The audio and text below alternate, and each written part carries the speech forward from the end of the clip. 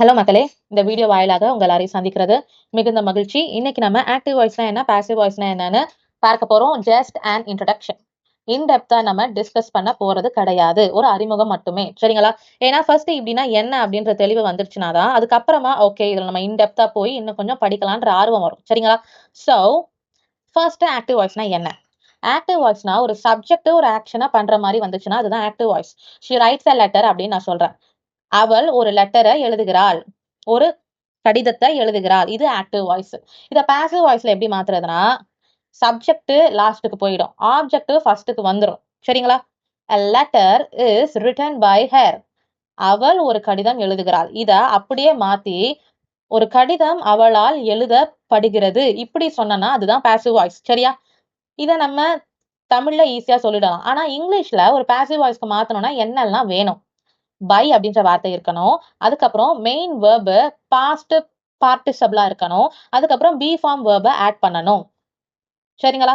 B form வேர்பை எப்படி add பண்றது? Is வருமா, வாஸ் வருமா, வேர் வருமா, ஆம், ஆர், இதுல எது வரும், நான் எப்படி ஃபைண்ட் அவுட் பண்றதுன்னு ஒரு டவுட் இருக்கும். அது ரொம்ப ஈஸி.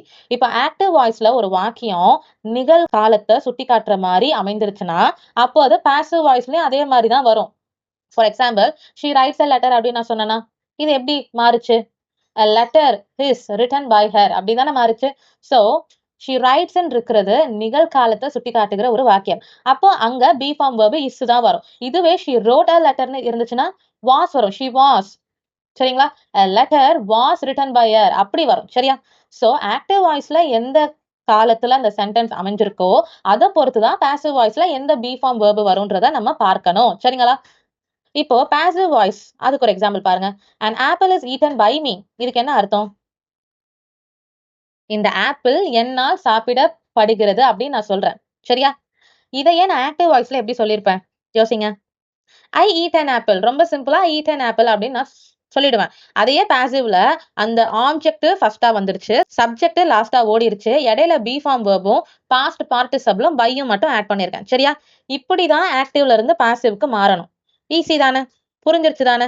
இப்போ ஒரு 4 சென்டென்ஸ் இங்க ஆக்டிவ்ல இருந்து பாசிவ்க்கு மாறி இருக்குதா?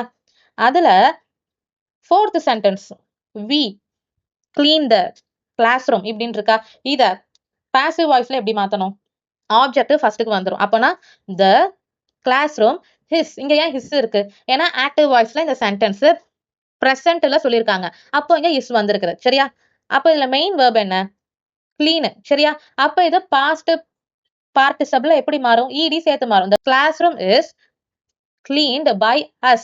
we அப்படின்ற வார்த்தை ஆப்ஜெக்டா வரும்போது ஹஸ்ஸா மாறிடும், சரியா? அவ்வளவுதான் வித்தியாசம். இந்த வகுப்பை நாங்க சுத்தம் செய்கிறோம், சரியா? இத சொல்றத அப்படியே மாத்தி இந்த வகுப்பு எங்களால் சுத்தம் செய்யப்படுகிறது அப்படி சொன்னா அதுதான் பாசிவ் வாய்ஸ். அதுக்கு முந்தின இன்னொரு சென்டென்ஸ் இருக்குல்ல, அதை பாருங்க. the police caught the thief.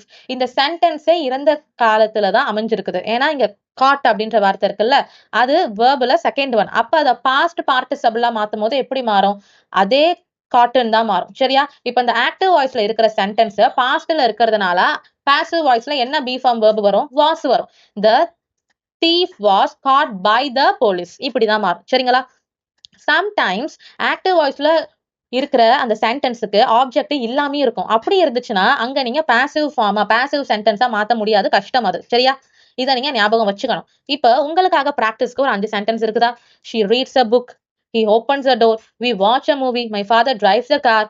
So இது எல்லாத்தையும் நீங்க ஆக்டிவ்ல இருந்து பாசிவ்க்கு மாத்தி வாட்ஸ்அப் குரூப்ல ஆன்சரை சென்ட் பண்ணாலும் சந்தோஷம், இல்ல கமெண்ட் செக்ஷன்ல எழுதினாலும் சந்தோஷம், உங்கள் விருப்பம்.